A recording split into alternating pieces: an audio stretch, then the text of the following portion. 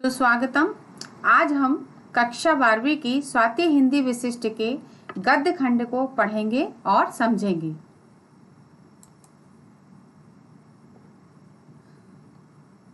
गद्य खंड में आज का हमारा जो विषय है वह है हिंदी गद्य साहित्य का इतिहास। हम हिंदी गद्य साहित्य के इतिहास के बारे में पढ़ेंगे और समझेंगे। चलिए पढ़ते हैं। गद्य वह वाक्यबद्ध विचारात्मक रचना है जिसमें हमारी चेष्टाएं, हमारी कल्पनाएं, हमारे मनोभाव और हमारी चिंतनशील मन स्थितियां सरलता पूर्वक अभिव्यक्त की जा सकती हैं। गद्य कैसी रचना है? विचारात्मक रचना है जिसमें हमारी कल्पनाएं, मनोभाव और चिंतनशील मन स्थितियां भी रहती हैं। आधुनिक युग गद्य साहित्य के विकास का युग है। आधुनिक युग किस साहित्य का है? विकास का युग है गद्य के साहित्य का। गद्य साहित्य अपनी विभिन्न विधाओं के माध्यम से वर्तमान युग में अत्यधिक लोकप्रिय होता जा रहा है। अपनी विधाओं के माध्यम से गद्य साहित्य जो है वर्तमान युग में बहुत लोकप्रिय होता है। हिंदी गद्य का आदि रूप हमें नाथ साहित्य में प्राप्त होता है। नाथ साहित्य में नाथों के द्वारा उनका जो हठयोग है, ब्रह्म ज्ञान की व्याख्या है, ब्रज भाषा के रूप में हमको गद्य का उसका उल्लेख मिलता है। भारतेंद्र युग से पूर्व हिंदी गद्य को दो भागों में विभाजित किया जा सकता है। पहला है प्रारंभिक काल और दूसरा है विकास काल। प्रारंभिक काल के अंतर्गत ब्रज भाषा के गद्य का जो प्रारंभिक रूप हमको जैन ग्रंथों में मिलता है। किस ग्रंथों में मिलता है? जैन ग्रंथों में मिलता है। कौन कौन से वह ग्रंथ हैं? इस युग में जो ग्रंथ लिखे गए हैं वह है 84 वैष्णवों की वार्ता और दूसरा है 200 वैष्णवों की वार्ता। तो ये हमको प्रारंभिक काल में गद्य का प्रारंभिक रूप मिला। दूसरा आता है विकास काल। विकास काल में खड़ी बोली के साथ ही गद्य का विकास देखने को मिलता है। खड़ी बोली अर्थात आधुनिक जो रूप है गद्य का उसका ही एक रूप है खड़ी बोली। खड़ी बोली को सर्वप्रथम अपनाने वाले अमीर खुसरो जी की उनकी जो पहेलियां हैं, मुर्कियां हैं, बहुत लोगों को पसंद उन्होंने किया है।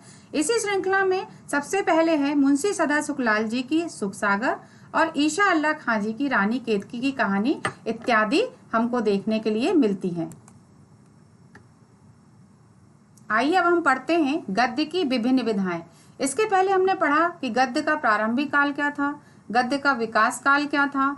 अब इसके बाद हम आता है गद्य की विभिन्न विधाएं। तो गद्य की जो प्रमुख विधाएं हैं वह है निबंध, कहानी, नाटक, एकांकी, उपन्यास। तो गद्य की विधाओं को कितने भागों में बांटा है? दो भागों में। पहला गद्य की प्रमुख विधाएं और दूसरा गद्य की लघु विधाएं। तो गद्य की प्रमुख विधाएं कौन सी? एक बार पुनः दोहराती हूँ। पहला निबंध, कहानी, नाटक, एकांकी और उपन्यास। अब हम गद्य की लघु विधाओं के विषय में समझते हैं। पहला है संस्मरण, दूसरा है जीवनी, तीसरा आत्मकथा, चौथा आलोचना, पांचवा रेखा चित्र, छठवां यात्रा व्रत, सातवां गद्य काव्य, आठवां भेंट वार्ता और है पत्र साहित्य, डायरी। इस प्रकार भेंट वार्ता, नौवां है डायरी और पत्र साहित्य।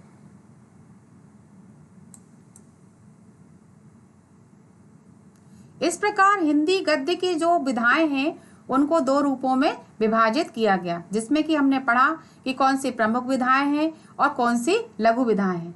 तो जो प्रमुख विधाएं हैं सबसे पहले हम उनमें पढ़ेंगे। जो हमारा आज का है वह है निबंध। आइए हम पढ़ते हैं गद्य की प्रमुख विधा के अंतर्गत निबंध विधा को। जैसे कि आप सब जानते हैं कि हिंदी गद्य साहित्य में निबंध जो है वह एक महत्वपूर्ण विधा है। कैसी विधा है? एक महत्वपूर्ण विधा है। क्यों विधा है महत्वपूर्ण? क्योंकि निबंध का अर्थ होता है सुव्यवस्थित एवं बंधी हुई। जो निबंध शब्द है वह दो शब्दों के योग से बना है, नी धन वंद। नी का अर्थ होता है विशेष, बंध का अर्थ होता है बंधना। जिस प्रकार जो विषय विशेष रूप से प्रस्तुत किया जाता है, बंधा हुआ होता है, उसको कहते हैं हम निबंध। बाबू गुलाब राय जी के भी शब्दों में उन्होंने भी कहा है कि जो निबंध है एक सीमित आकार के भीतर किसी विषय का यदि निजीपन, सौष्ठव, संबद्धता, स्वतंत्रता होती है और उसका विषय का प्रतिपादन किया जाता है तो वह क्या कहलाता है? निबंध कहलाता है।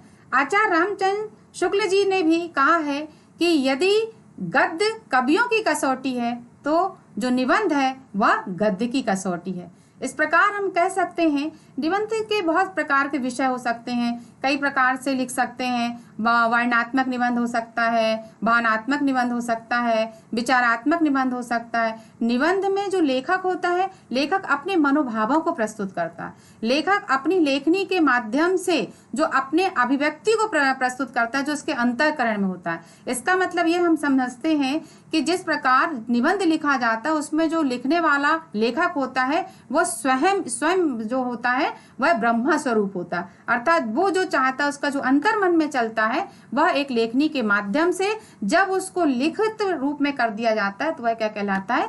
निबंध कहलाता है। इस प्रकार निबंध जो है वह एक महत्वपूर्ण विधा मानी जाती है। आइए अब चलते हैं, हिंदी में निबंध का जो आविर्भाव हुआ वो किस युग में माना जाता है? आधुनिक युग में। किस युग में माना जाता है? आधुनिक युग में। अब इस प्रकार हिंदी निबंध साहित्य को 4 वर्गों में बांटा गया है। कितने वर्गों में बांटा गया है? 4 वर्गों में। चलिए देखते हैं कौन कौन से इनके वर्ग हैं। युग और कालावधि। आज हम पढ़ेंगे कि कौन से युग को कौन सी अवधि तक माना गया है। सबसे पहले आता है भारतेंदु युग। कौन सा युग आता है? भारतेंदु युग। यह है 1850 ईस्वी से 1900 ईस्वी तक। दूसरा है द्विवेदी युग जो 1900 ईस्वी से 1920 ईस्वी तक। तीसरा है शुक्ल युग जो 1920 ईस्वी से 1940 ईस्वी तक।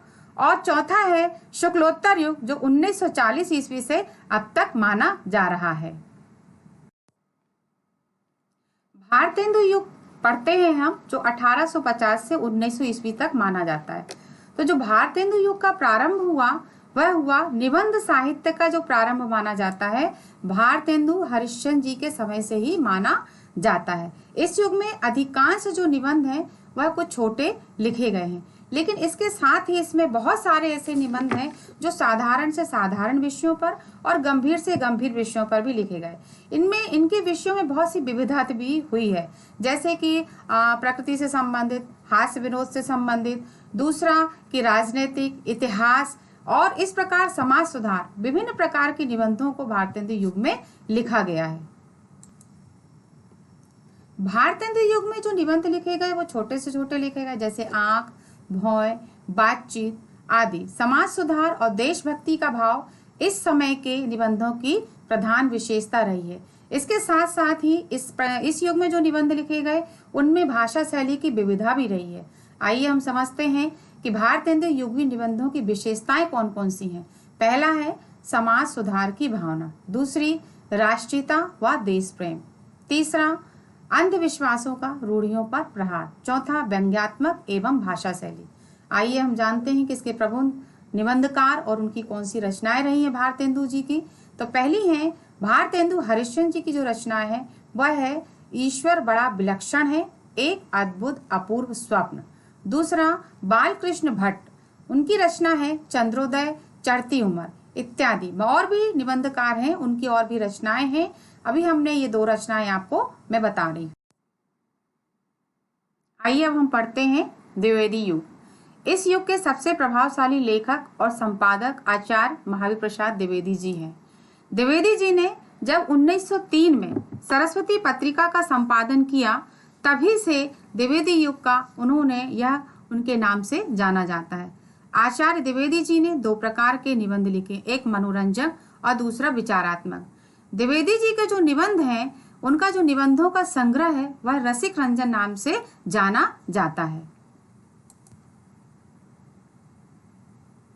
द्विवेदी युगीय निबंधों की कौन कौन सी विशेषताएं रही हैं? तो पहली विशेषता है विषय वस्तु की गंभीरता, दूसरा समाज सुधार, तीसरी परिमार्जित भाषा, चौथा हास्य व्यंग्यात्मक शैली। इस प्रकार द्विवेदी युगीय निबंधों की ये विशेषता है कि विषय वस्तु की गंभीरता, विषय वस्तु को अच्छे से देखना, दूसरा समाज, ऐसे निबंध होना चाहिए जिनमें समाज सुधार की भावना हो, परिमार्जित भाषा, भाषा का सही उपयोग, हास्य व्यंग्यात्मक शैली यानी अच्छी शैली जिससे लोगों को निबंध पढ़ने में रोचकता प्रदान हो। प्रमुख निबंधकार और रचना, द्विवेदी युग के प्रमुख निबंधकार और उनकी कौन सी रचनाएं, चलिए पढ़ते हैं। पहली है महावीर प्रसाद द्विवेदी जी की साहित्य की रचना और दूसरी विचार वीथी। दूसरा है चंद्रधर शर्मा गुलेरी जी की कछुआ धर्म, मारोसी मोही उठाव। तीसरा युग हम पढ़ेंगे वो है शुक्ल युग। आचार्य रामचंद्र शुक्ल जी के प्रवेश के बाद से ही शुक्ल युग जो है माना जाता है। रामचंद्र शुक्ल जी इस युग के प्रवर्तक माने जाते हैं और यह काल जो है वह निबंध का स्वर्ण काल भी कहलाता है। इन्होंने 2 प्रकार के निबंध लिखे। शुक्ल जी के भावों और विचारों में हमको एक अद्भुत समन्वय देखने को मिलता है। पहले उन्होंने लिखे निबंध भाव एवं मनोविकारों से संबंधित और दूसरा आलोचनात्मक। मनोविकार से मतलब व्यक्ति में विभिन्न प्रकार के मनोविकार पाए जाते हैं, जैसे क्रोध है, भय है, उत्साह है, विभिन्न हो सकते हैं। अब इन शुक्ल युग के जो निबंधों की विशेषताएं हैं हम उनको पढ़ते हैं। पहली विशेषता है वह है गंभीर, विचारात्मक एवं उदात्त भाव प्रधान निबंध। दूसरी विषय प्रधान निबंध। तीसरी प्रौढ़ एवं गंभीर भाषा शैली। चौथी मनोविकारात्मक निबंध। पांचवी विषय वस्तु में पर्याप्त विविधता। इस प्रकार उनके जो निबंध लिखे गए उन्होंने कौन कौन से थे? मनोविकारात्मक, गंभीर, विचारात्मक, विषय प्रधान और प्रौढ़ गंभीर शैली के निबंध लिखे गए। आइए हम देखते हैं प्रमुख निबंधकार और उनकी रचनाएं। पहले आचार्य रामचंद्र शुक्ल जी, उनकी रचना है क्रोध, उत्साह, भय, श्रद्धा, भक्ति। दूसरी बाबू गुलाब राय जी की ठलुआ क्रम, सिद्धांत और अध्ययन।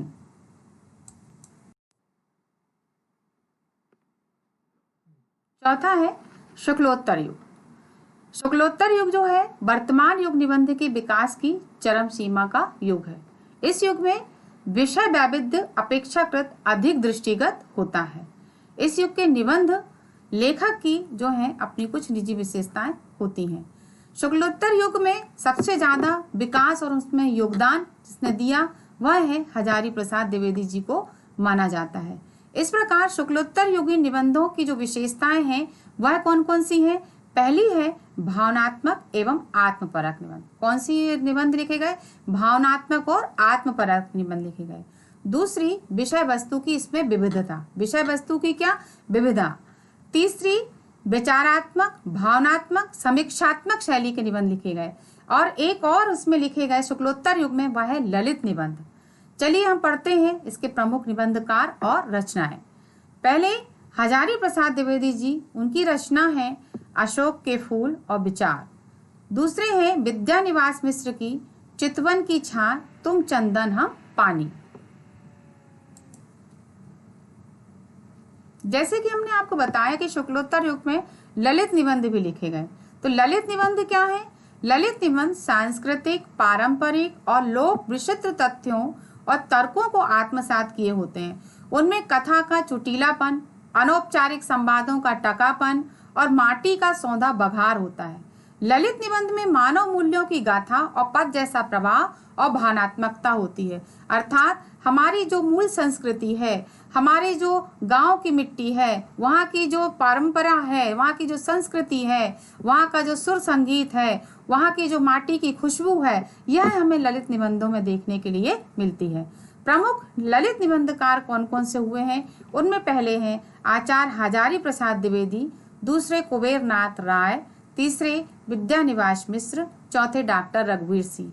ये था हमारा आज का हिंदी गद्य साहित्य के निबंध का विस्तृत अध्ययन, जिसमें हमने भारतेंदु युग, द्विवेदी युग, शुक्ल युग, शुक्लोत्तर युग और ललित निबंध के विषय में पढ़ा।